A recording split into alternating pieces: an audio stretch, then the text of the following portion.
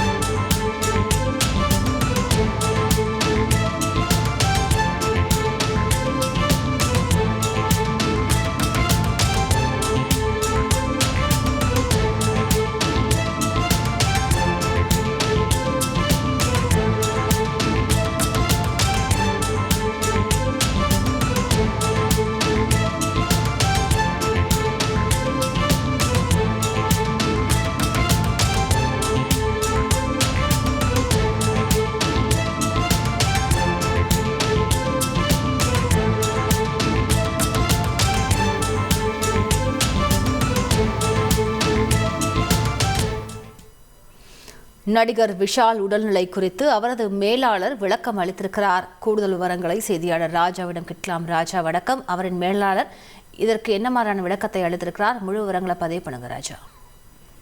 வணக்கம். இந்த பொங்கலுக்கு மதகத ராஜா திரைப்படம் வெளியாகும் என அதிகாரப்பூர்வமாக அறிவிக்கப்பட்டிருக்கிறது.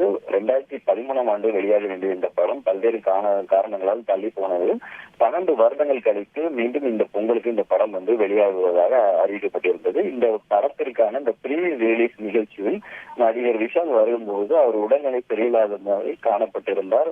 அவர் மைக்கை பிடித்து பேசும்பொழுது கை நடுக்கம் ஏற்பட்டிருந்தது. அவர் மைக்கை கூட பிடிக்க முடியாத அளவு இருந்து பிறகு அமர வைத்து அவர் அந்த உரையாடலானது தொடங்கப்பட்டிருந்தது.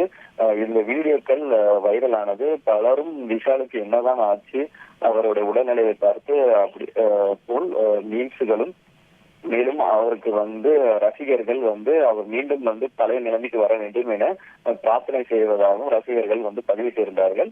இந்த நிலையில் அதற்கு பிறகு சில நாட்களில் விஷால் தரப்பில் ஒரு மருத்துவ அறிக்கை வெளியிடப்பட்டது. அவர் கடும் குழு காய்ச்சலில் இருந்ததாகவும் அதனால் அவரால் அந்த நிகழ்ச்சிக்கு வரும்பொழுது அவர் உடல்நிலை சரியாகாத மாதிரி காணப்பட்டார் என்றும் தற்போது மருத்துவர்கள் அறிவுறுத்தலின்படி வீட்டில் ஓய்வு எடுத்துக் கொண்டு இருப்பதாக தெரிவிக்கப்பட்டிருந்தது.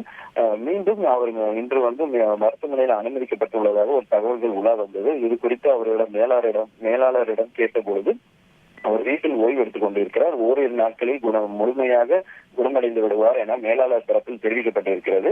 மருத்துவமனையெல்லாம் அனுமதிக்கப்படவில்லை, அது வெறும் வதந்தி என மேலாளர் தரப்பு விளக்கம் கொடுக்கப்பட்டிருக்கிறது. விரிவான விவரங்களுக்கு நன்றி ராஜா. உங்கள் தந்திவன் தொலைக்காட்சியில் தெனாலிராமன் தினமும் மாலை 6 மணிக்கு காணத் தவறாதீர்கள்.